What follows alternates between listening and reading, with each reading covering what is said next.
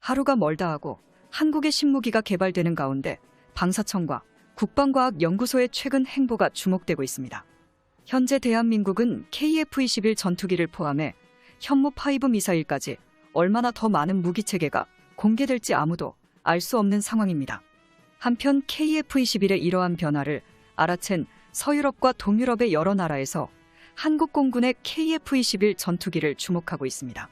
실제로 폴란드를 중심으로 한 핀란드와 노르웨이, 루마니아 등의 나토 연맹 회원국들은 공중전시 확실한 승리를 보장해 줄 수 있는 차세대 전투기 도입을 강력히 원하고 있는 상황인데요. 이들은 작년 9월 폴란드에서 열린 국제방위산업 전시회에서 한국의 KF-21 전투기가 어떤 형태의 스텔스 수준을 갖출지와 미사일 무장체계를 채택할지에 대해 매우 높은 관심을 보였습니다. 사실 한국의 당초 계획은 기존에 사용하던 미국산 장거리 공대공 미사일인 AI 암람과 단거리 전용 사이드와인더를 장착하는 것이었지만 이러한 계획은 단기 계획에 불과했고 장기적으론 2030년까지 천룡 미사일과 한국형 공대공 미사일로 모든 무기 체계를 국산화하기 시작했습니다. 또한 KF-21은 언제든 진화적 개발 단계를 거쳐 5세대 스텔스 전투기 혹은 그 이상의 성능을 갖춘 전투기로 개량할 수 있음을 염두에 두고 설계됐다는 사실을 내비치기도 했는데요. 이것이 결코 과장이 아닌 것이 작년에 공개된 KF-21과 KF-21와의 연계 비행을 보더라도 KF-21 보라매의 확장성이 무궁무진하다는 것을 알 수 있었습니다. 실제 국방과학연구소의 행보를 보면 비공개 시험을 통해 KF-21 전투기에 탑재할 비밀무기들 성능을 평가해왔습니다. 이처럼 KF-21의 무기 플랫폼에 국산 A사 레이더 및 항공전자 장비를 탑재하게 되면서 시큰둥했던 유럽 국가들의 태도를 바꿨습니다. 왜냐하면 전투기의 신뢰성을 보장받으려면 가동률이 가장 먼저 언급되기 때문인데요. 즉, 국산화된 장비들이 많아질수록 부품과 정비성이 매우 수월해지기 때문에 이러한 전투기 가동률에서 압도적인 이점을 가질 수 있습니다. 이미 선례가 존재하는 FA-50 공격기처럼 말이죠. 여기에 더해 KF-21 전투기가 유럽 말고도 호주에도 수출될 수 있다는 가능성까지 올라가고 있습니다. 폴란드와 호주, 핀란드와 노르웨이 등 방금까지 언급한 국가들의 공통점이라면 국제 정세 속에서 안보 위험도가 굉장히 높아지는 국가들이라는 점이면서도 국방비 증가율이 굉장히 높아진 국가들인데요. 이들 국가들은 노후화된 전투기의 퇴역과 동시에 새로운 차세대 전투기를 도입해야만 하는데 도입하기로 한 미국산 F-35가 연달아 성능 논란에 휩싸이면서 이대로 F-35를 도입해도 되는지에 대해 깊게 고민하기 시작한 국가들입니다. 즉, 이런 상황에서 한국이 엄청난 가성비와 막강한 화력을 갖춘 KF-21 도입을 제안한다면 KF-21 전투기로 우회하는 계획을 진지하게 검토할 수밖에 없다는 것인데요. KF-21의 완성을 눈앞에 둔 한국은 단시간에 미국산 무기를 대체할 유일한 대한 국가 중 하나가 되었습니다.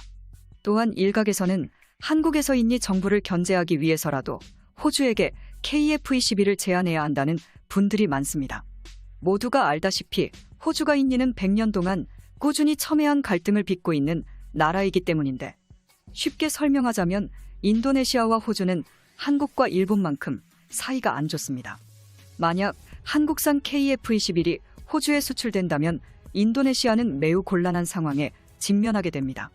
상황이 이러하니 인도네시아 정부는 한국이 호주에 KF-21을 판매하는 것을 극도로 꺼릴 수밖에 없는 것이죠.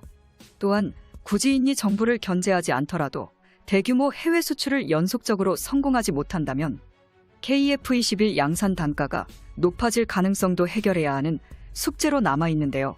그런데 이러한 상황 속에서 전차 강국 독일까지 KF-21을 도입할 수 있다는 소식이 전해지고 있습니다.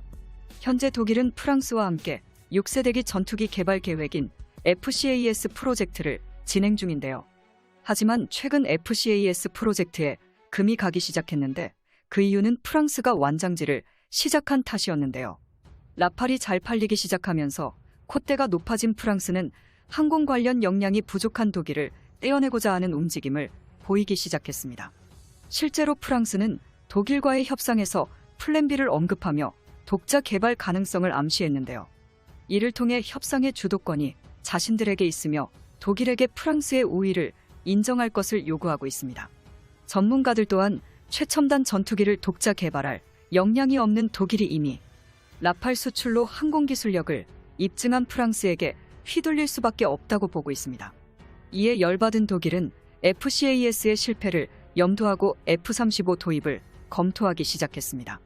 그러나 같은 시간 F-35가 연달아 추락 사고를 일으킴에 따라 독일의 계획은 물거품으로 돌아갈 수밖에 없었죠. 즉 F-35라는 선택지가 사라진 시점에서 독일이 한국의 KF-21에게 방향을 돌릴 수밖에 없다는 것이 전문가들의 분석입니다. 이처럼 최근 세계 각국이 걸핏하면 고장나기 일쑤인 F-35에 대한 구매를 섣불리 결정하지 못하고 있는 것입니다. 이어서 우리 국민들 모두에게 공개된 3호기의 소식은 도세까지 완전히 끝난 KF-21의 자태를 전 세계에 보여줬습니다. 당장이라도 하늘로 솟구쳐 오를 만큼 위풍당당한 모습이었습니다. 또한 이것은 한국이 더는 수입 전투기에 의존하지 않을 수 있게 된 순간이었는데요. 3호기 말고도 순차적인 비행을 앞둔 KF-21 7호기의 마지막 조립 모습을 공개한 방사청은 이후 일주일도 지나지 않은 시점에서 최종 완성체를 공개하는 등 예전보다 빠른 행보를 보여 화제를 모으고 있습니다. 그런데 여기에 더해 KF-21의 화력이 생각보다 막강해질 거라는 전망이 쏟아지면서 세계의 많은 나라들이 관심을 기울였습니다. 전문가들은 이 흐름대로면 실제 KF-21의 실전 대비 또한 앞당겨질 수 있겠다며 한껏 들뜬 마음을 감추지 못했는데요. 마지막으로 KF-21은 현재까지 제작된 시제기 9대 가운데 6대의 최종 조립이 완료된 상태입니다. 그중 시제기 5호기는 사용되는 모든 전자 장비와 전투도세까지 끝마친 상태이며 6호기는 엔진까지 장착된 상황입니다. 그 중에 특이점이라면 6대 색상이 모두 각각 다른 무늬와 다른 색상으로 채색된다는 점이었는데요.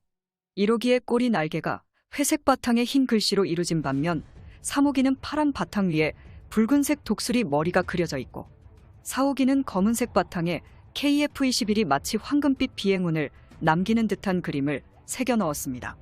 이렇게 각각의 다른 그림이 새겨져 있으니 KF-21이 더욱 특별하게 느껴집니다. 전 세계 군사 전문가들이 주목한 점은 시제기의 완성이나 KF-21의 무장체계였습니다.